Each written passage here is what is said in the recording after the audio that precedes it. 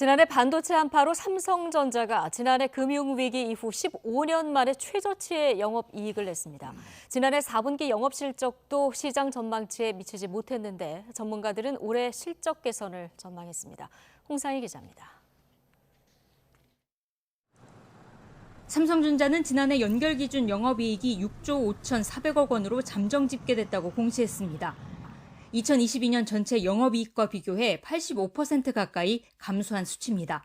지난해 연간 매출은 258조 1,600억 원으로 1년 전보다 15% 가까이 줄었습니다. 삼성전자 연간 영업이익이 10조 원을 밑돈 건 2008년 글로벌 금융위기 이후 15년 만입니다.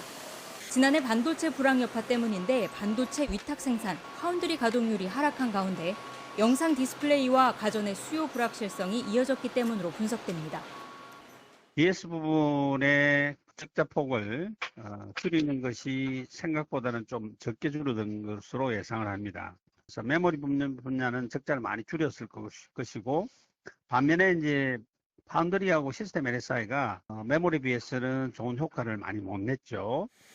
지난해 4분기 영업이익 잠정치는 2조 8천억 원으로 1년 전보다 35% 줄었고 매출은 67조 원으로 집계됐습니다.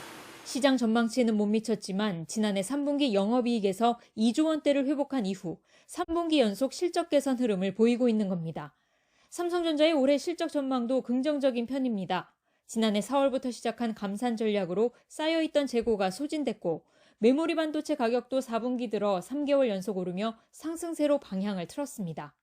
올해 최소 스마트폰하고 PC 쪽이 5% 이상 성장을 할 걸로 보거든요. 그러니까 공급은 줄였는데 수요가 이제 올해는 어쨌든 이제 살아날 가능성이 높기 때문에 삼성전자의 올해 뭐 실적이라든가 주가는 올해 좀 상당히 좀 좋은 쪽으로 흘러가지 않을까.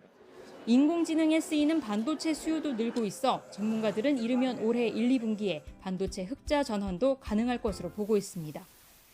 AI에 쓰이는 한국의 HBM, 고대역폭 메모리의 수요가 많이 늘어날 것으로 예상이 됩니다. 그리고 낸드나 D램 쪽에서 이제 가격이 단가가 크게 상승할 것으로 전망이 됩니다. 다만 글로벌 경기와 IT 수요 회복, 업계의 공급 경쟁 등 변수도 남아있어 낙관론에 대한 경계가 필요하다는 지적도 나옵니다. YTN 홍상입니다.